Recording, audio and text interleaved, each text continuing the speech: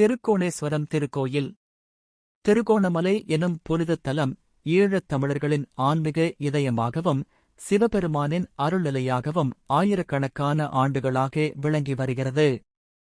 இந்த திருத்தலம் தட்சிண கைலாசம் என்றும் அழைக்கப்படுகிறது. ஓம் நமசிவாய.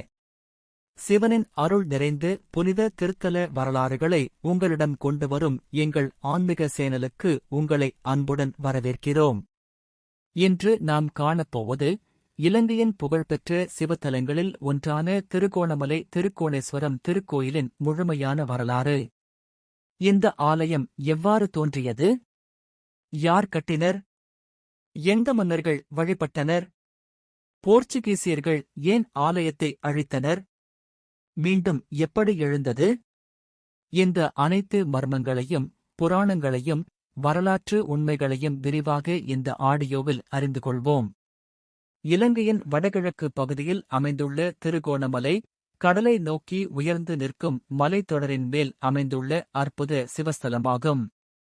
திரிகோணம் மலை என்பது திருகோணமலை என்ற பெயரின் பொருள் என்று கூறப்படுகிறது. இந்த மலை 3 முனைகளுடன் காணப்பட்டதால் திரிகோணமலை என்றும் அழைக்கப்பட்டது.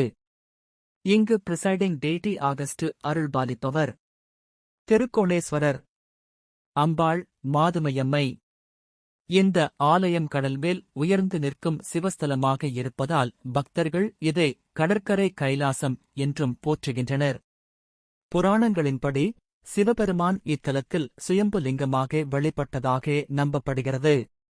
ஒரு காலத்தில் ராவணன் தனது தாயின் வேண்டுகோளுக்காக சிவனை வழிபட பல இடங்களில் தவம் செய்தான். அப்போது திருகோணமலையிலும் சிவபெருமானை வழிபட்டதாக கூறப்படுகிறது.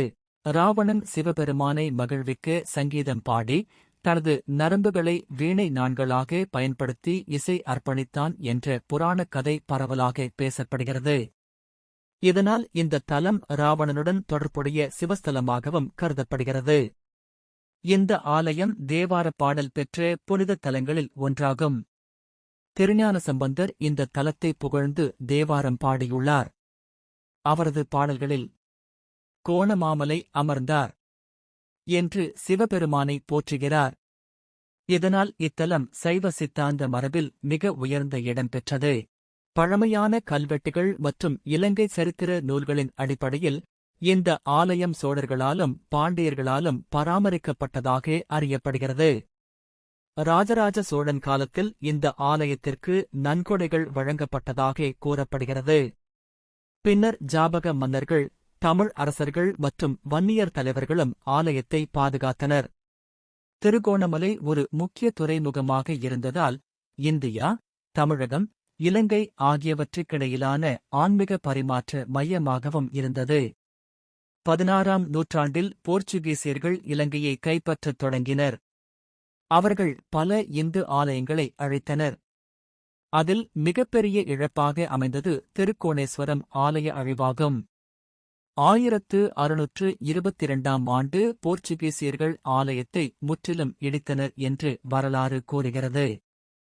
அந்தக் காலத்தில் ஆலய கற்கள் கடலில் வீசப்பட்டன. சிலைகள் உடைக்கப்பட்டன. பொக்கிஷங்கள் கொள்ளையடிக்கப்பட்டன. பின்னர் அந்த இடத்தில் கோட்டை அமைக்கப்பட்டது. இன்று ஃபோர்ட் ஃபிரெடரிக் என்று அழைக்கப்படும் பகுதி ஆலய இடிபாடுகளின் மீது கட்டப்பட்டதாக கூறப்படுகிறது. போர்ச்சுகீசியர்கள் ஆலயத்தை அழிக்க வந்தபோது அங்கிருந்த சிவாச்சாரியார்கள் மற்றும் பக்தர்கள் முக்கிய மூர்த்திகளை பாதுகாக்க முயன்றனர். பல சிலைகள் இரகசியமாக மறைக்கப்பட்டன.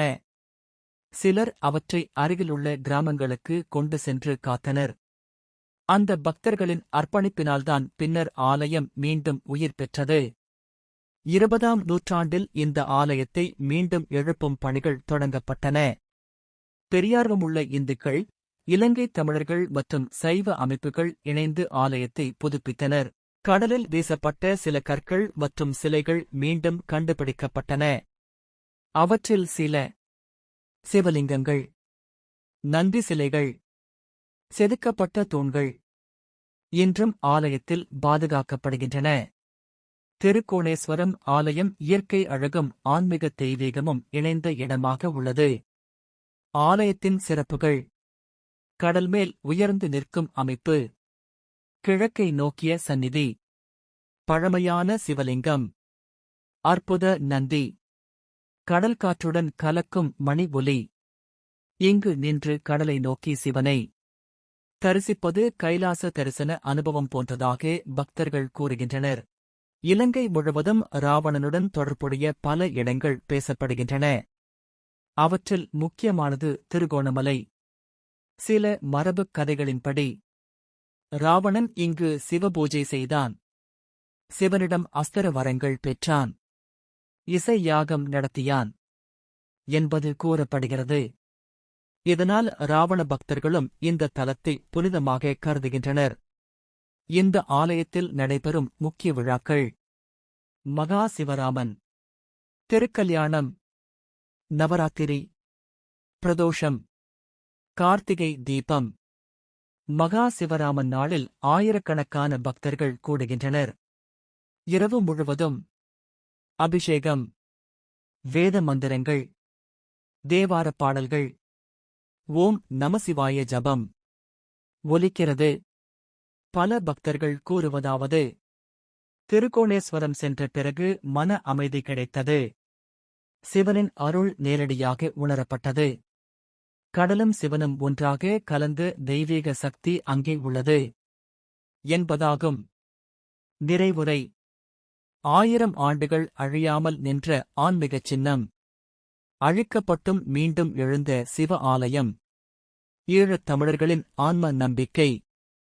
அதுவே திருகோணமலை திருக்கோணேஸ்வரம் திருக்கோயில். இந்த புனித வரலாறு உங்களுக்கு பிடித்திருந்தால் வீடியோவை லைக் செய்யவும், சேனலை சப்ஸ்கிரைப் செய்யவும் மறக்காதீர்கள்.